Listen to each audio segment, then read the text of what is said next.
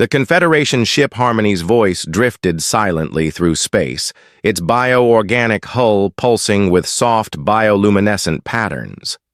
Unlike the angular metal structure of the human dreadnought, the alien vessel looked almost alive. Curved surfaces flowed like water, and glowing veins ran along its length like the circulatory system of some great space whale. It was beautiful in its alien design, but compared to the Titan, it looked fragile as spun glass. Ambassador Zethkri stood in the ship's central chamber, surrounded by representatives from 11 other species. The room itself seemed to breathe, with walls that shifted color based on the emotions of those inside. Right now, those walls showed deep blues and purples, colors that meant concern and fear in Confederation language. "The human vessel is beyond anything we have seen," said Counselor Yithara, her silver skin rippling with nervous energy. She belonged to a species that communicated as much through skin color changes as through words. "Our largest research ship would fit inside one of its weapon bays." Zethkri nodded slowly. The human ship troubled him deeply. In the 300 years since the Confederation was formed, no member species had ever built anything like the Titan. The closest thing to a warship in their fleet was the defense platform around their homeworlds, and even those were designed to stop asteroids and space debris, not other ships. "Perhaps it is a cultural difference," suggested Elder Kortham, an ancient being whose species had been spacefaring for over 1,000 years. "Some species might see large ships as a sign of achievement rather than aggression. Did you see their weapon signatures?" Yithara's skin flashed red with alarm. "That ship carries enough firepower to sterilize a planet. No peaceful species builds such things." Commander Pete Williams floated near the edge of the group, listening carefully. He was the only human aboard the Confederation ship, having arrived 3 days earlier as an advanced diplomatic envoy. He was a thin man with brown hair and tired eyes, wearing the simple blue uniform of Earth's diplomatic corps. He had spent years learning about the Confederation and their peaceful ways.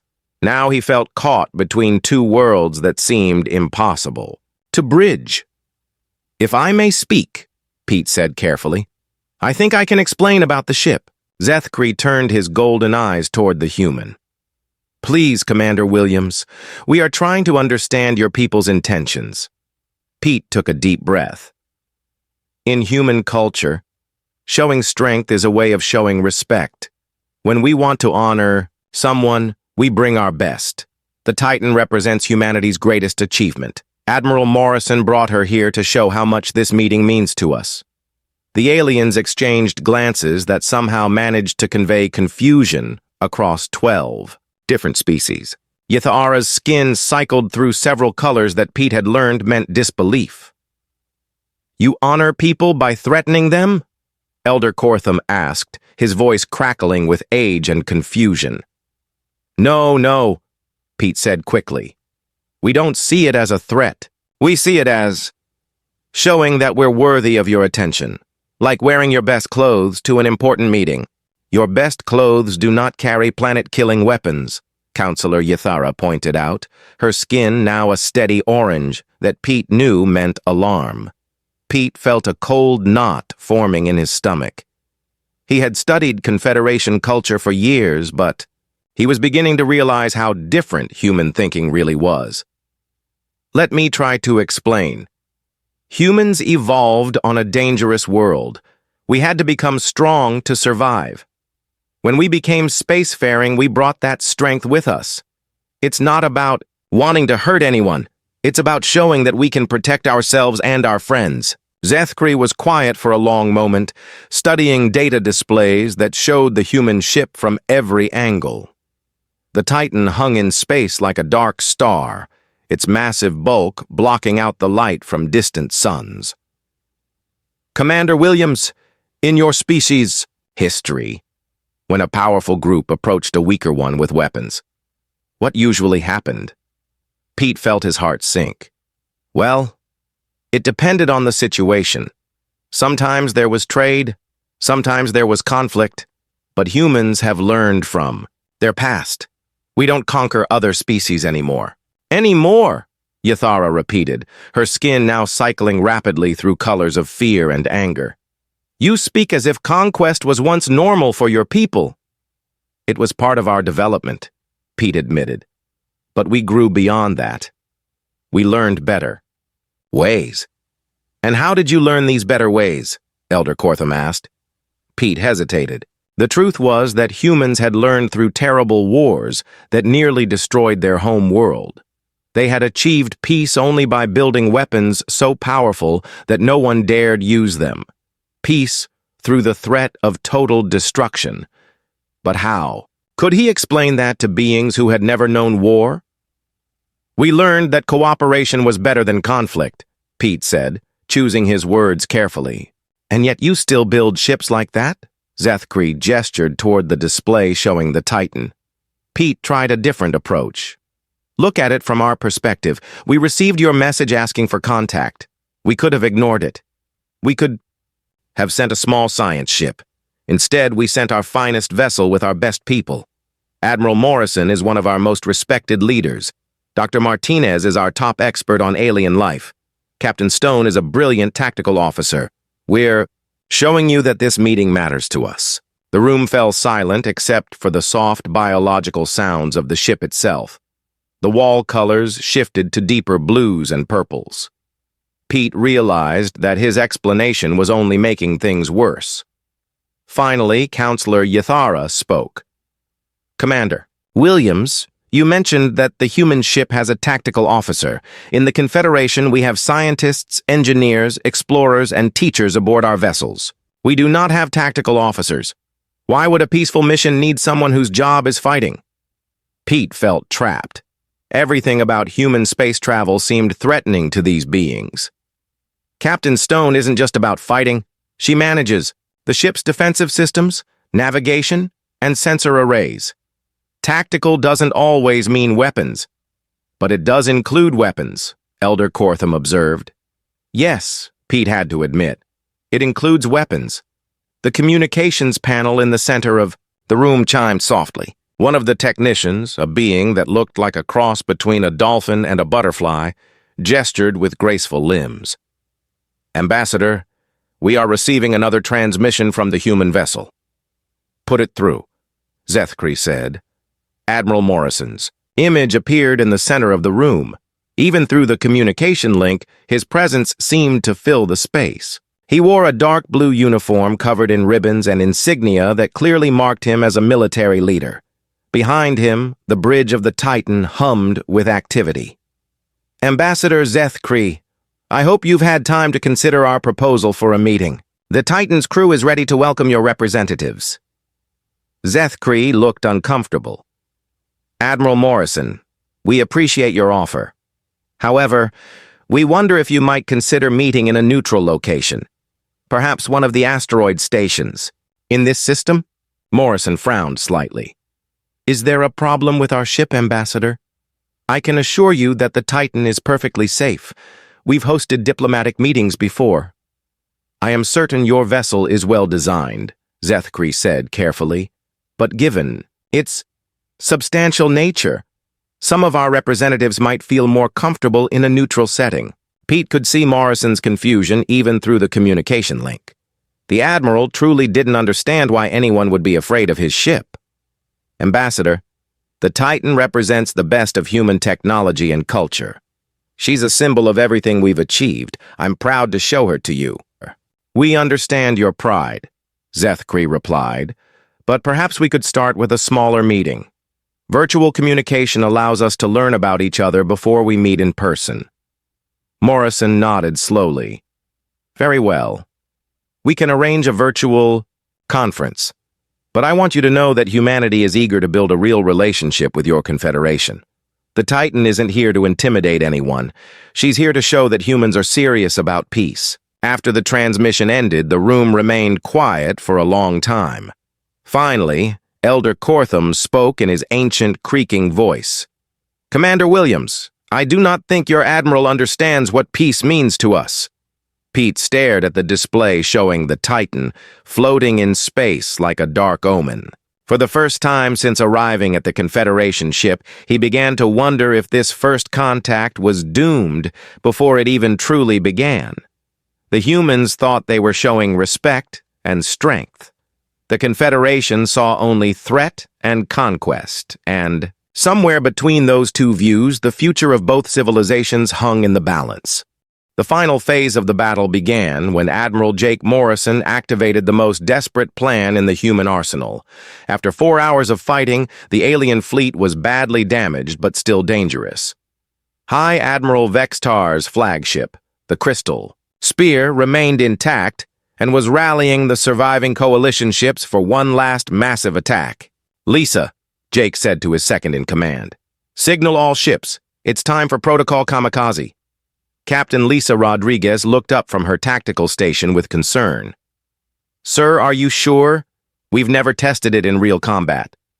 "We're about to find out if it works," Jake replied grimly. Protocol Kamikaze was not a suicide attack, despite its name. It was something much more creative and much more dangerous to the enemy. For months, human engineers had been converting mining drones into automated weapons. Each drone was essentially a smart bomb with industrial-grade determination. Captain Helen Carter's voice came over the communication channel from her ship, the UES Prospector. Her vessel had been a deep space mining platform before the war, designed to control hundreds of automated mining drones across multiple asteroid fields. "Admiral, the Prospector is ready to deploy drone swarms," Carter reported. "We have 300 modified mining drones loaded and programmed." The mining drones had originally been designed to burrow into asteroids and extract valuable minerals. Human engineers had replaced their mining equipment with explosives and programmed them to seek out specific target signatures. Each drone was small, fast, and nearly impossible to stop once it locked onto a target. "All mining platforms," Jake commanded, "deploy your drones. Target the enemy flagship and all remaining heavy cruisers." Across the human fleet, converted mining ships began releasing clouds of small drones. Each drone was only a few meters long, but they moved with the single-minded purpose of their original programming. They had been designed to find valuable resources in the harshest conditions, and now they were programmed to find and destroy alien ships. High Admiral Vextar watched, in confusion as thousands of small objects separated from the human fleet. His sensors detected them as insignificant craft, too small to carry meaningful weapons. He dismissed them as escape pods from damaged human ships. "Continue the attack," Vextar ordered his remaining fleet. "These primitives are trying to distract us with debris." The first wave of mining drones reached the alien fleet within minutes. They were too small and too numerous for the coalition ships to target effectively with their main weapons. The aliens tried to use point defense systems, but the drones had been built to operate in asteroid fields filled with dangerous debris. They maneuvered around defensive fire like they were avoiding floating rocks.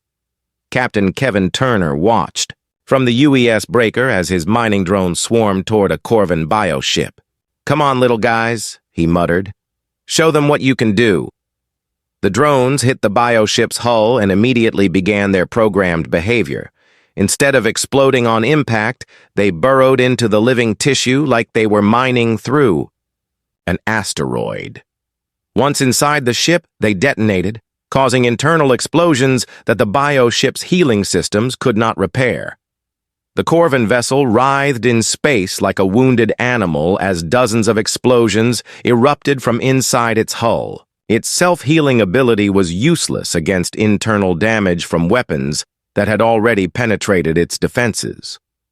Other mining drones attacked the Zephyrian crystal ships using the same burrowing technique.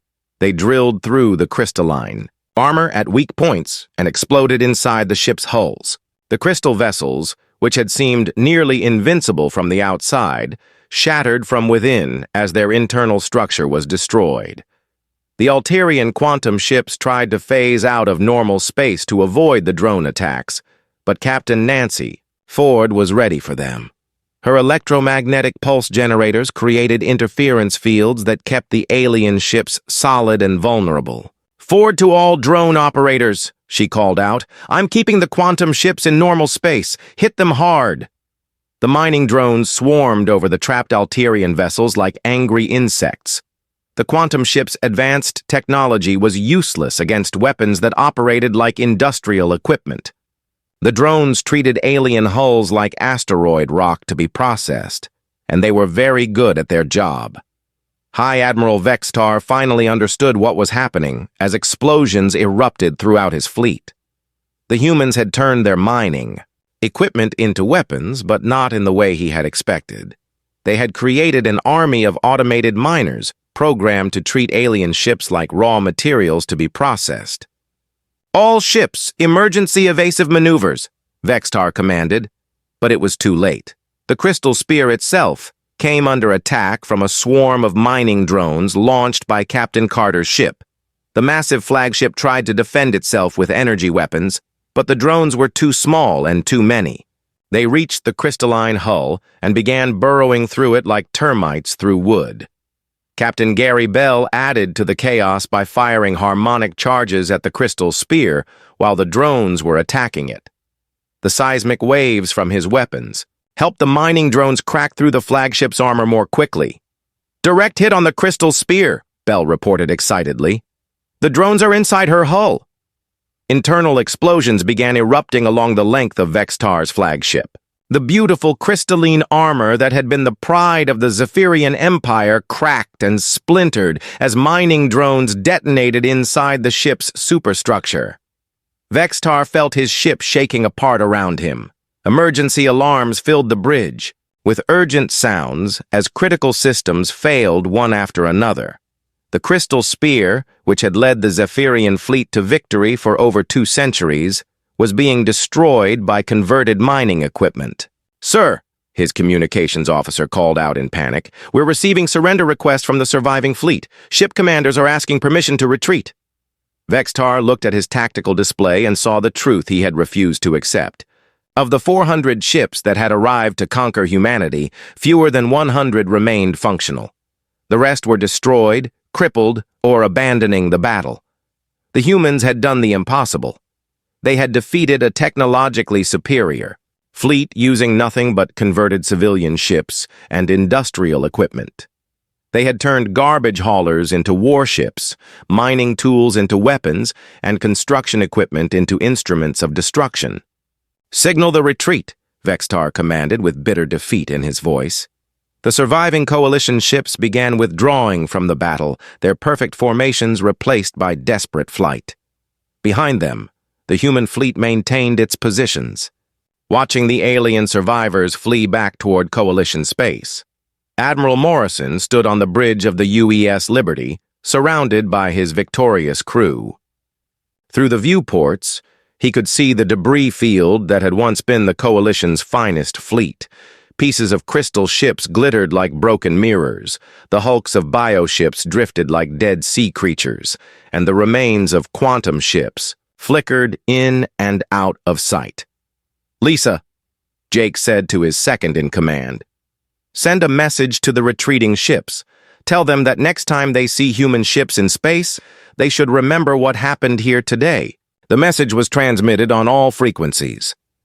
"This is Admiral Morrison of the human fleet. You came here to teach us our place in the galaxy. Consider the lesson learned. The next time you see ships from Earth, remember that we turn junk into victory and determination into strength. Safe travels. The battle of the Outer Rim was over.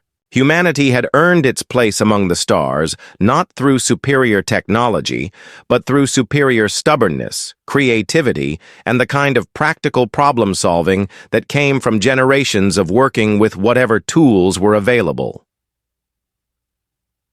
The galaxy would never again underestimate the species that could turn a scrapyard into a fleet and mining equipment into weapons of war.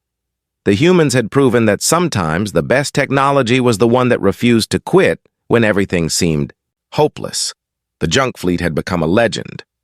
6 hours after the alien delegation returned to their ship, the communication systems aboard the Titan came alive with an urgent signal. Admiral Morrison was in his quarters, writing his report to Earth about the successful cultural exchange. when Lieutenant Rodriguez's voice crackled through the intercom. "Admiral, we're receiving a priority transmission from the Confederation flagship. Ambassador Zethkree is requesting immediate communication with you." Morrison straightened his uniform and headed to the bridge.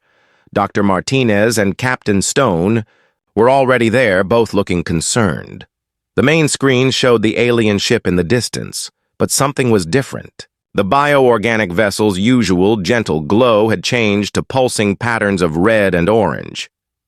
"What's their status, Captain?" Morrison asked. "Sir, all Confederation ships have moved to maximum distance while staying in communication range," Stone reported. "Their formation has shifted to what looks like an evacuation pattern. And, sir, I'm detecting at least 12 more ships arriving at the edge of the system." Dr. Martinez checked her instruments. "The new arrivals are broadcasting Confederation identification codes. It looks like they called for reinforcements." Morrison frowned. "Reinforcements for what? We've been nothing but peaceful." The main screen activated, showing Ambassador Zethkree's face. The alien looked older somehow, his golden eyes dim with what might have been sadness or fear. When he spoke, his musical voice carried a weight that made everyone on the bridge uncomfortable. "Admiral Morrison, the Confederation Council has reached a decision regarding humanity's request for diplomatic relations."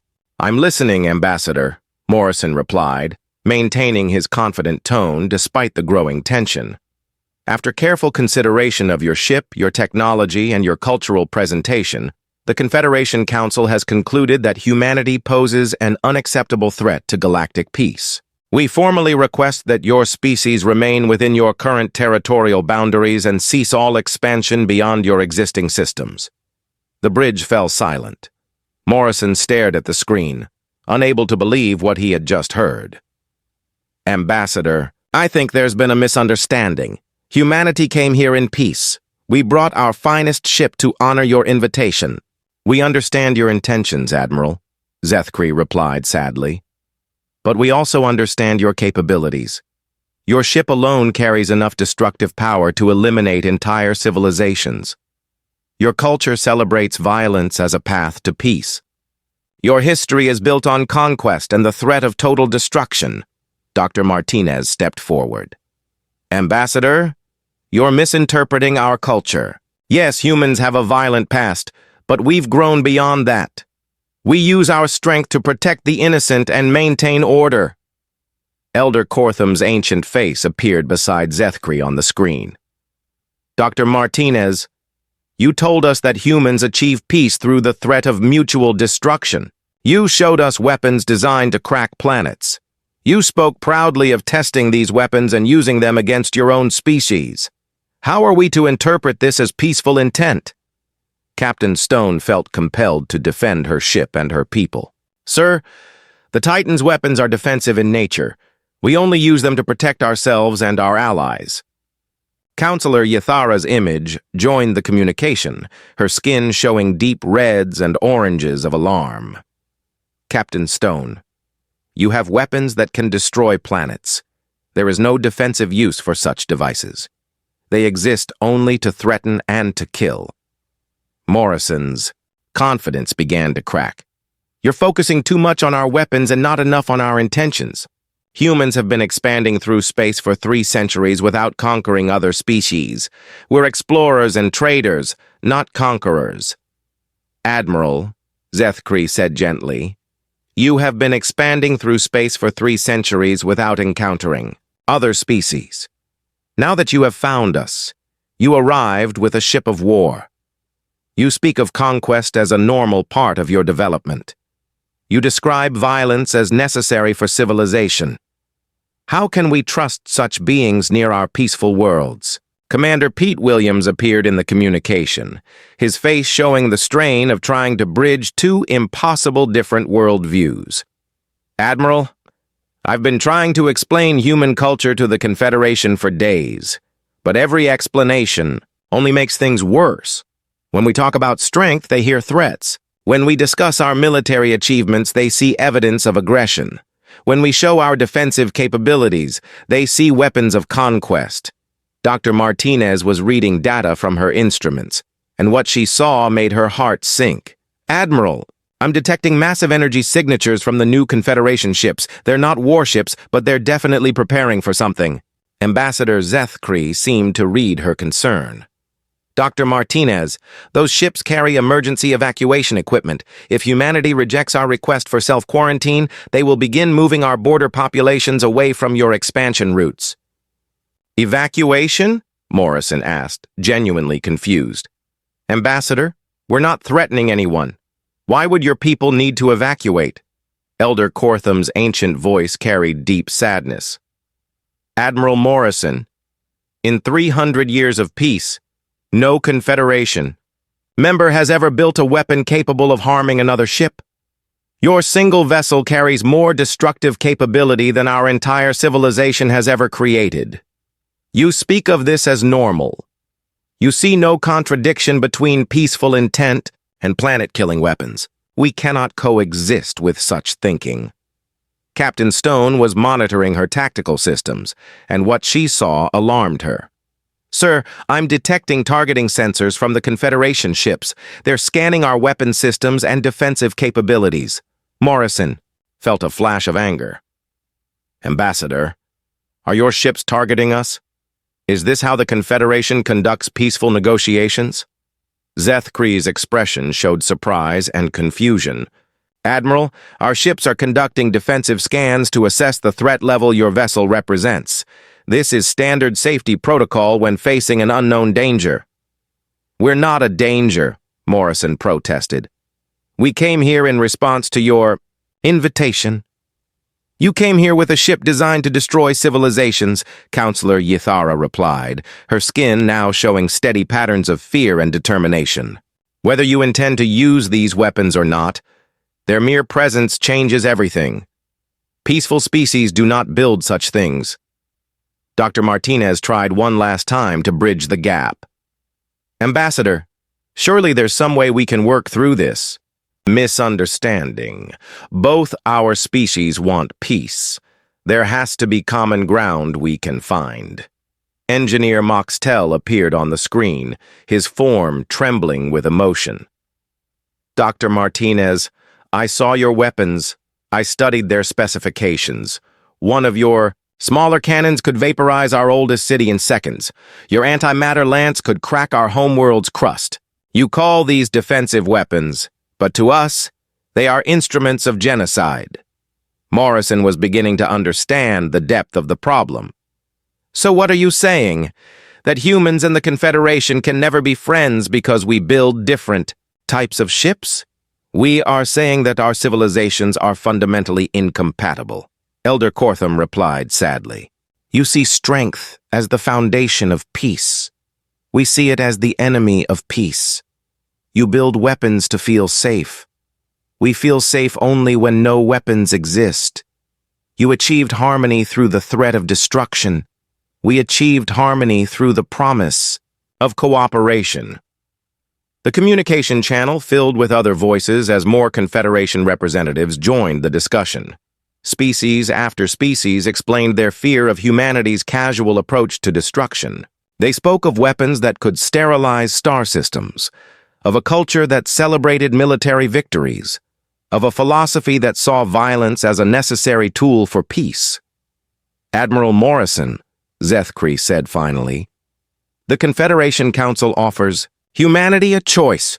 Remain within your current borders and we will avoid your region of space. Continue expanding toward Confederation territory, and we will have no choice but to warn other species about the threat you represent." Morrison felt everything slipping away. Earth had sent him to make first contact with alien life, and instead, he had started what might become a galactic Cold War.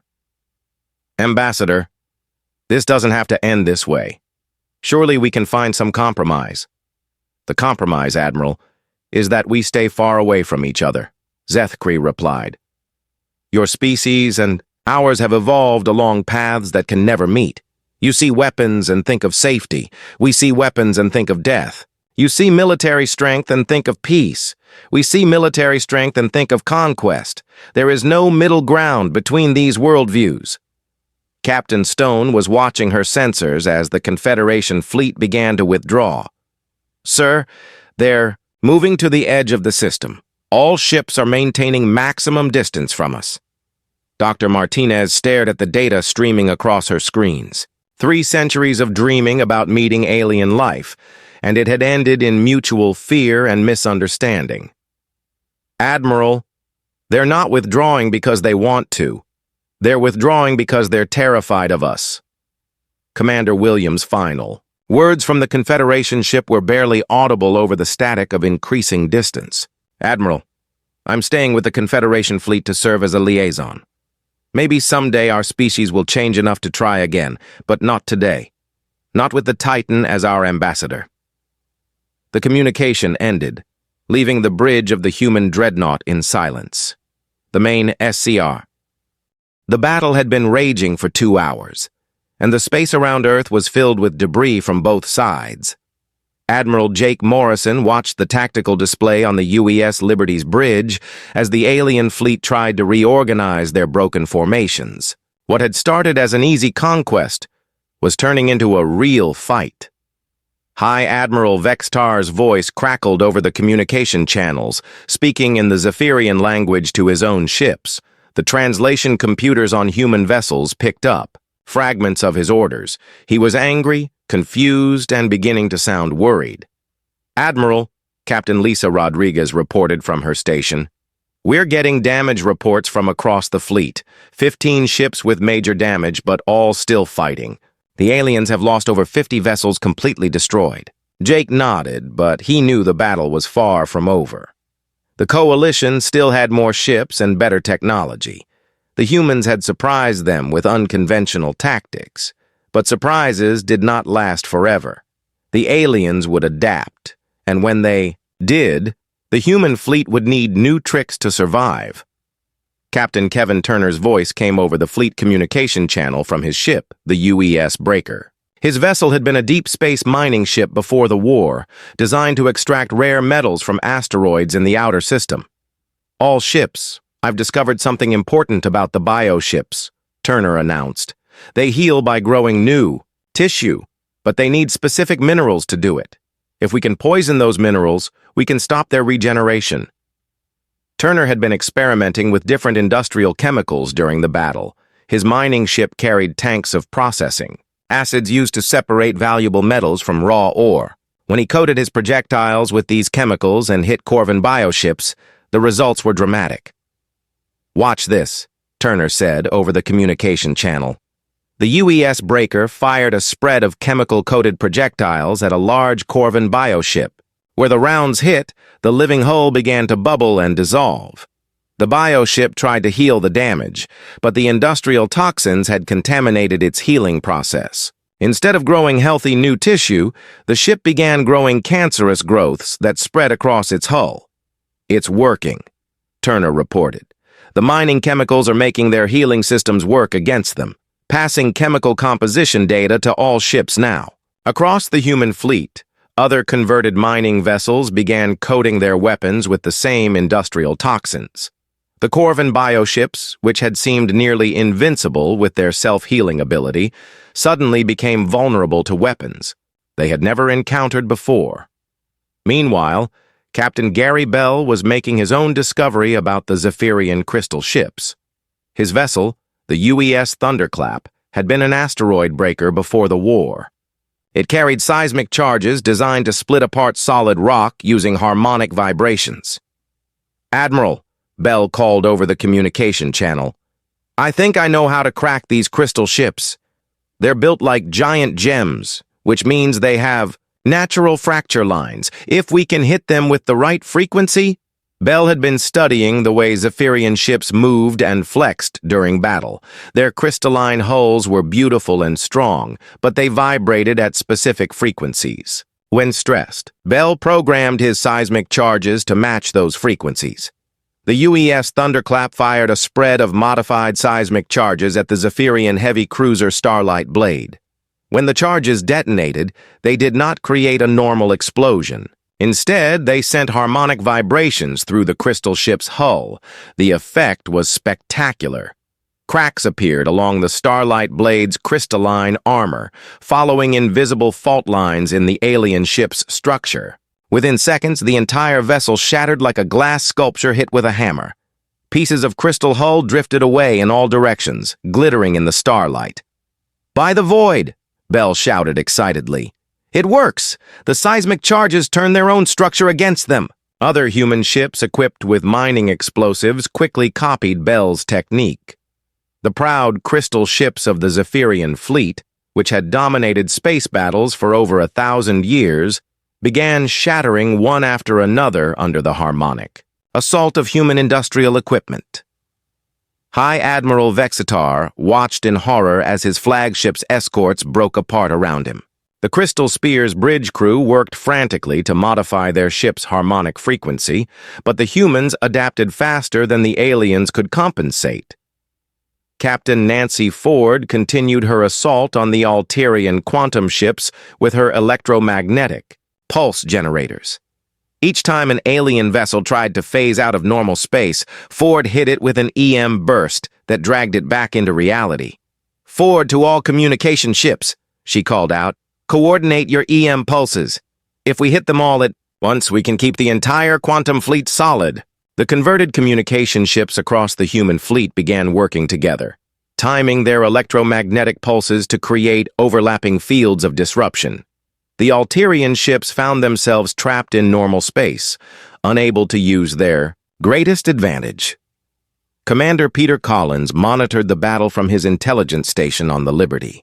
He had been tracking alien ship movements and communication patterns, looking for weaknesses in their coordination. "Admiral," Collins reported, "the alien fleet is starting to panic. Their communication discipline is breaking down. Ships are acting independently instead of following central command." Jake could see what Collins meant. The perfect alien formations had completely collapsed. Crystal ships were avoiding areas where human mining ships operated, afraid of the harmonic weapons. Bioships were retreating from any vessel that might carry industrial toxins. Quantum ships were clustering together, trying to protect each other from electromagnetic attacks. The coalition fleet was no longer fighting as a unified force. They were fighting as individual ships, each one trying to avoid the specific human tactic that could destroy it. This made them predictable, and predictable enemies were vulnerable enemies. "All ships," Jake commanded, "implement hunting pack formations. Mining ships target crystal vessels, salvage ships target bioships, communication ships target quantum vessels. Use your industrial advantages." The human fleet reorganized into small groups, each one specialized for hunting specific types of alien ships. The converted mining vessels worked together to surround crystal ships and hit them with coordinated harmonic attacks. The salvage ships spread industrial toxins in wide patterns to poison bioship healing systems. The communication ships created overlapping electromagnetic fields that trapped quantum vessels in normal space. Captain Amy Watson led a pack of 5 mining ships against a formation of Zephyrian cruisers. "Remember," she called to her fellow captains, "these ships are basically flying jewels. Hit them hard, hit them fast, and hit them with the right frequency." The mining ships attacked in sequence, each one firing seismic charges tuned to slightly different harmonic frequencies. The crystal ships tried to adapt their hull frequencies to resist the attack, but they could not compensate for multiple different harmonic patterns at the same time. One by one, the Zephyrian cruisers shattered and broke apart. Their beautiful crystalline hulls, which had been symbols of alien superiority, became glittering debris fields that drifted through space like deadly snow. High Admiral Vexitar realized that his technologically superior fleet was being destroyed by converted garbage haulers and mining ships. The humans fought with weapons that no civilized species would use, tactics that no military academy taught, and a determination that no computer simulation had predicted. For the first time in over 1,000 years of Zephyrian dominance, Vexitar began to consider the possibility of defeat. The stars bent and twisted around the massive ship as it dropped out of hyperspace. Space itself seemed to scream as the UHS Titan tore through the fabric of reality and emerged at the edge of the Kepler 442 system. The ship was a monster of human engineering stretching 5 kilometers from bow to stern.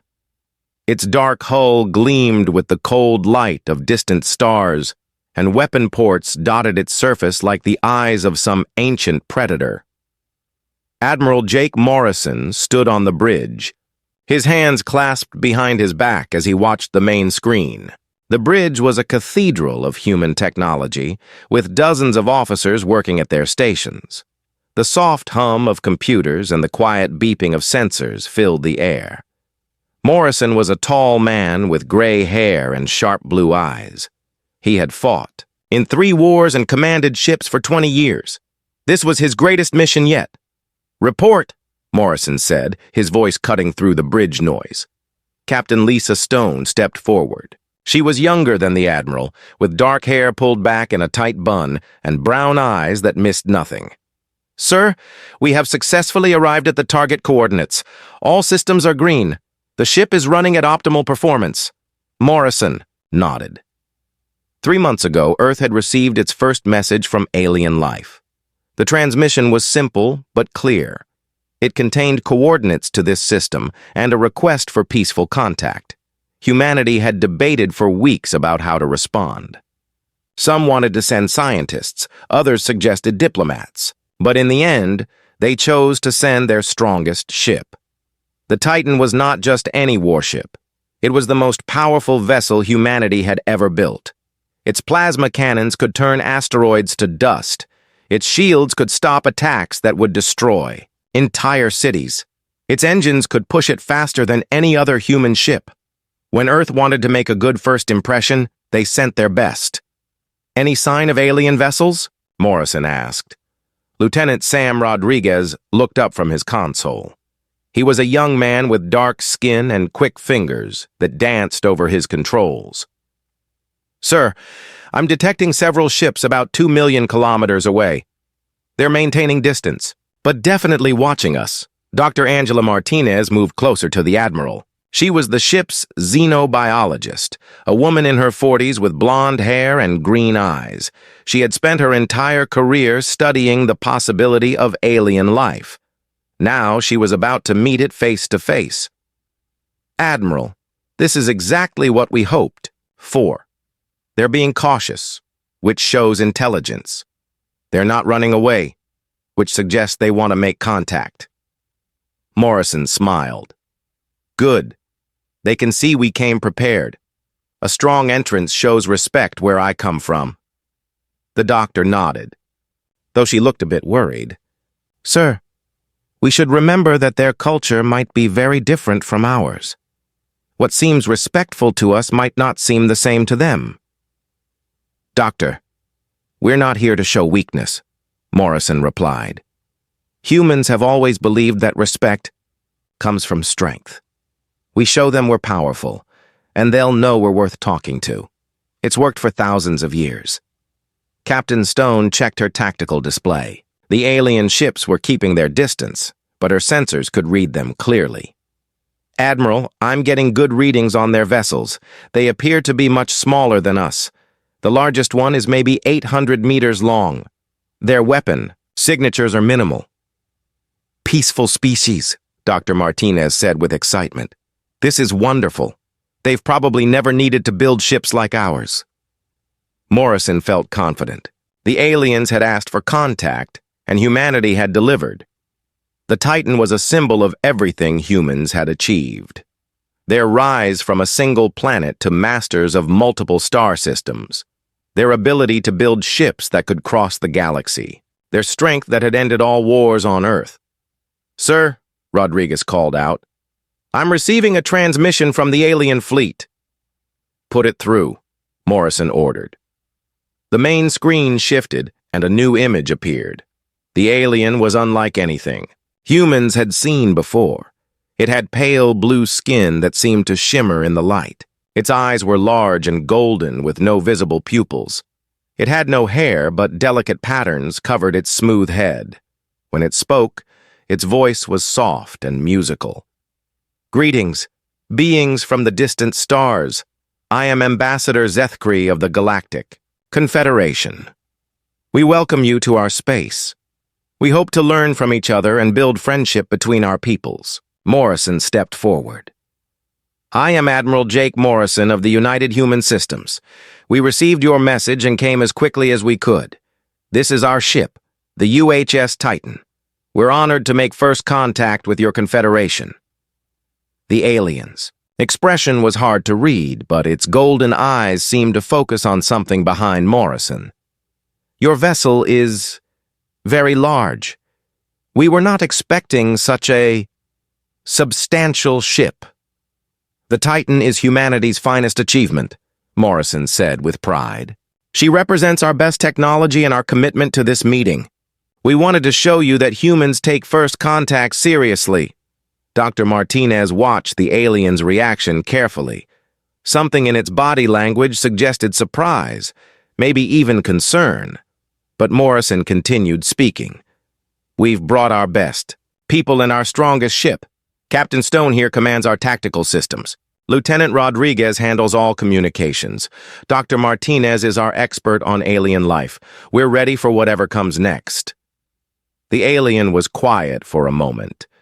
Then it spoke again, its voice still soft, but with a hint of something that might have been worry. We understand you have traveled far to meet us. Our own ships are prepared to receive a small delegation. Perhaps we could arrange a meeting in a neutral space between our fleets. Excellent idea, Morrison agreed. We'll prepare our shuttle bay to receive your representatives as well. Actually, the alien said carefully, we were thinking of a virtual meeting first, to ensure both sides feel comfortable. Morrison frowned slightly. Did they think humans were dangerous? Ambassador, I assure you that humanity comes in peace. The Titan may be a warship, but we're here as friends. The screen went dark as the transmission ended. Morrison turned to his crew.